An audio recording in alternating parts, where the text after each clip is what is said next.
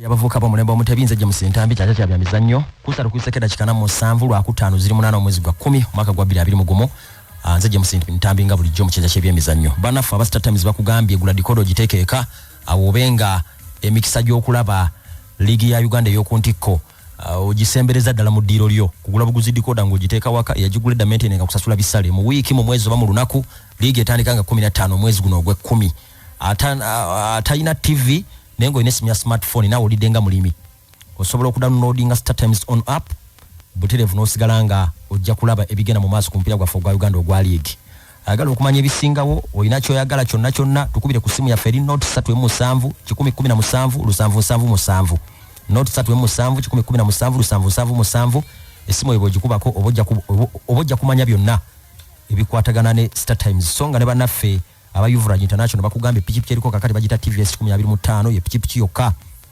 egenda okuwa sente ye pikipiki egenda okuyamba okuwerera abaana ye pikipiki egenda okuyamba okuzimba ennyumba ye pikipiki egenda okuyamba okulabirira amakaago bagiyise TVS 125 pikipiki ene emigaso njolo ekisooka amafuta ennyo matono nnyo lita yemuyinza okuvuga kilomita nga 10 n'omusobyo pikipiki ene ekirala kyerina temala gafaafa yeetikka nnyo omutto gwayo mugazi ate era eyita ku nguudo eza buli kika eri trackable single yabaje kubyeko atoyinza n'okugifuna ku kibanja mpola songa ne spare waayo ali buli awali duuka lya Yuvrage International gende banda ku kitebe ekikulu ku Yuvrage International jakuba ogisangayo nnyo Masaka genda mu Nyendo opposite Jagena complex tuline tabi mu Ndeba tuline Nansana awo nawe tuline nga n'ekisinga byonna essimu zaffe kweziri obudde bwonna ku noti 7 noti 4 2516 noti 7 noti 4 2516 ne ku noti 8 noti 388 mukaga musanvu noti 8 noti 388 mukaga musanvu kasito tukubirako obojja kumanya ebisingawo ku nkola za fezo na ngabo ziri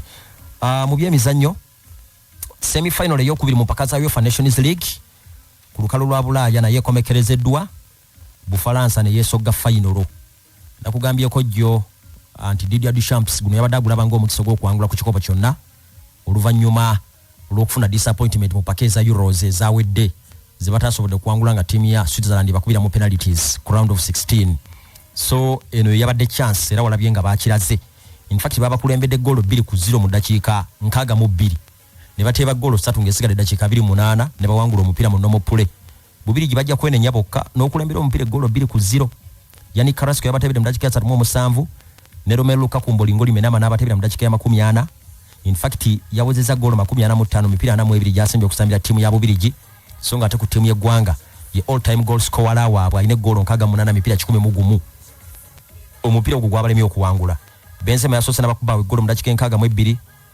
in fact yagenze ku goal 32 Benzema ono singa tebamukaka kugenda mu sabatiko ku timu ya Bufalansa osanga yali badde yasinga abateebi kubaka kati yazze mu kifo kya mukaaga yabadde asibaganye ne Zidane ku goal 33 mu kifo eky'omusanvu n'amuyisa bwe yateebye ye goal emu naweza goal 32 abacha muli mu maaso ye Thierry Henry abasinga ina goal 5 Olivier Giroud ina goal 4 Michel Platini yagenda atebya na mwemu asibaganye ne Griezmann yasambi United yatebye then ne Trezeguet yagenda atebye goal 34 kakati awaddawo Olivier Giroud goal 32 Zidane nabira mu kyomusanvu ne goal 37 olabanga singa teyagenda mukumulamu ko kuli okukake osanga yali badde kati yasinga goal nyingi ku timu ya France kuba ofali yakomyewo mulabanga egola abadde aziteebera ddala ne mu mpaka za Euros yateeba mu mbeera eyo goal ya France ndala yateebeddwa Mbappe yabadde ya penalty ne Gaigo bayita Theo Hernandez akubira mu timu ya AC Milan in fact mu game ya jjo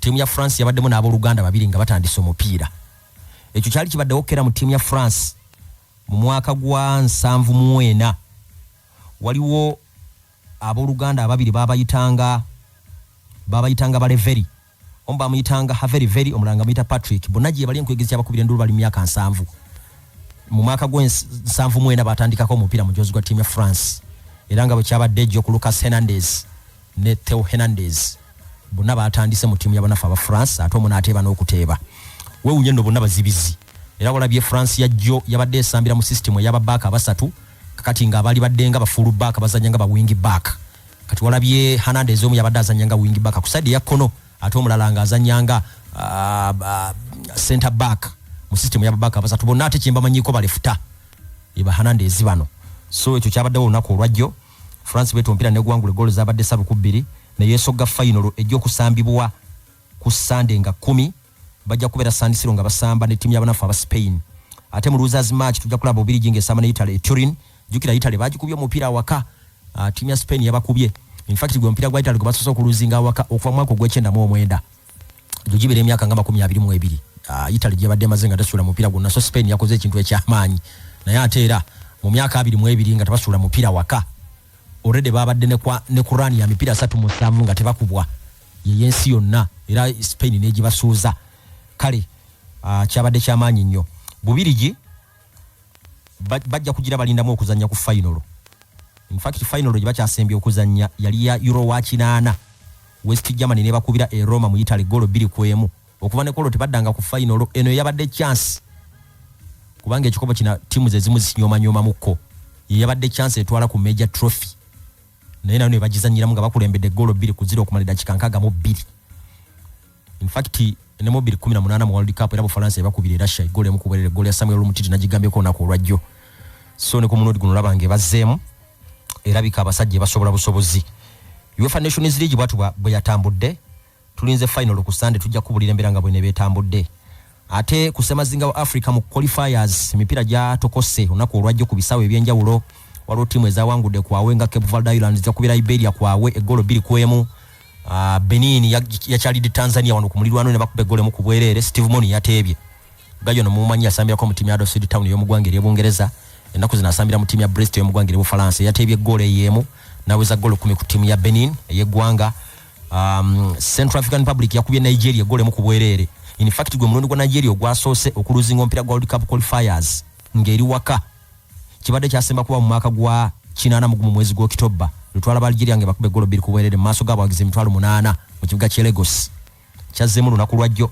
Omusajja bamuyita Karl Maxenze wa myaka 25 bamuzalira Bufaransa akubira mu timba gita Les Sabres ya bibinja bya wanse Bufaransa yavudde ne katebe mu dakika 55 najja n'atebera timu ya Central African Republic mu dakika y'ekyenda.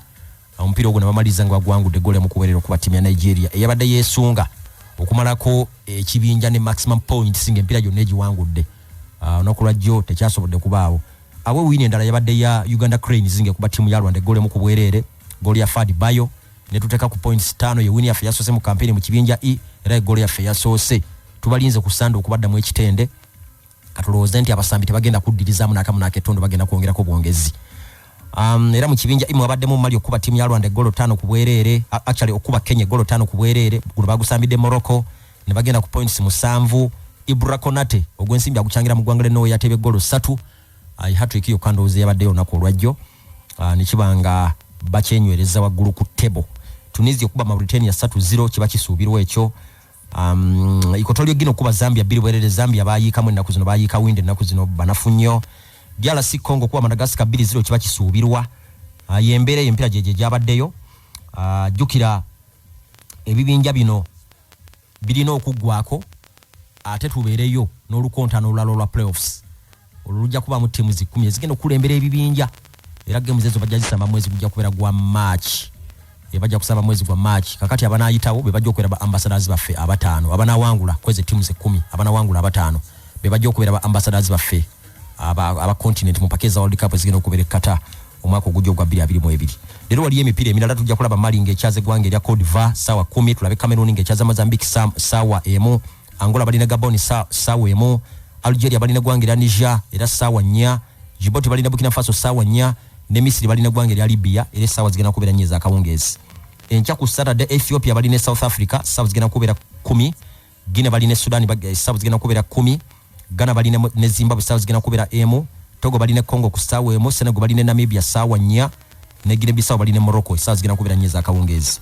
Then ku Sunday era tukomewo nga tulaba Central African Republic ngesamba ne Nigeria olwo ejjo kukyaza ku sawa 10 Kenya ekyaze Mali Uganda ekyaze Rwanda ekitende Benin ekyaze Tanzania sawa ejjo najjo najja sawa 10 ku sawa emu waliyo Zambia okusamba ne gwangira Equatorial Guinea ne Cape Verde okusamba ne gwangira Liberia sawa emu awonna Madagascar okusamba ne DRC Congo era sawa emu then ku sawa nya Mauritania bajja kusamba ne gwangira Tunisia. Zi World Cup qualifiers kusema zingo Africa abwezi tobo ziri mu bufunze. Europe nayo wali emipira olwaleero ejiwerako tugenda kulaba Czech Republic ngesamba ne Wales 35 jonna Estonia Belarus Latvia Netherlands Gibraltar Montenegro Turkey Norway Cyprus Croatia, Malta Slovenia, Russia Slovakia, Germany bali ne Romania, songa Iceland bali ne Armenia, ne Liechtenstein bajja kusama ne gwangira North Macedonia. South gina kwera sala na mutane zekiro olwaleero. Then nenchera bajja kudamba same empira kusawa 10 za kaongezi wali emipira ebiri. Tuina kulaba Lithuania yange sama ne Bulgaria, Kazakhstan nge sama ne Bosnia and Herzegovina. Ate kusawa emu waliwo emipira ejuwerako. Azerbaijan nge sama ne Republic of Ireland, Georgia ejja kwera Tbilisi mu kibuga kya ekikulu nge sama ne Greece, Sweden bali ne Kosovo, Finland bali ne Ukraine, Scotland bali ne gwangira Israel. Ate kusala na mutane zekiro wali olukuzemba okusama ne Serbia, Switzerland okusama ne Northern Ireland, Faroe Islands okusama ne Austria, Moldova ne Denmark, Andorra ne England, Hungary ne Albania, ne Poland okusama ne gwangira San Marino. Abibijja kubayo na kulwancha yesarade songa ate batugenda ko wali kusama zinga wa Asia ewagenda okubera World Cup. Onakwa jo Korea bakubye Syria 2-1, Iraq ne Lebanon bakoze amaliriga 0-0, Iran yachalide UAE ne mukube gole mu kubwerere, Japan yabadde Saudi Arabia ne tendekewa Haverina erolinya Sipia abadde ko mutendesi wa timu ya Lille neyo kusinga erinya alikoledde nyeno kusema zinga wa Africa mu timu zinga Angola, Zambia ebisanja 2 nabo wangulira ne Pakistan African za 2012 yaliko mutendesi wa timu ya Cote d'Ivoire natendeka ne Morocco. Haverina myaka 53 yakwata omulimu gwa Saudi Arabia mu 2019 yabadde kutakira ninga bakuba timu ya Japan egole mu ku 0. Timu ya Japan najirabe abasambi nga Tahekiro Tomiyasu ku timu ya Japan yasamba mu center back. Takuma Asano yaliko omusambi wa timu ya Arsenal teyayaka enaku zina mu timu ya Bochum ya German ne Minamino, by the Minamino yetimba shot number 10 ya timu ya Japan wa timu ya Liverpool. China yakubye Vietnam 3-2 ne Australia ne kuba timu ya Oman 3-1. Saudi Arabia yakubye Japan mu bwerere. Eri mu CONCACAF yawali North America eyo USA okuba Jamaica golo 2-0 gubadde Texas.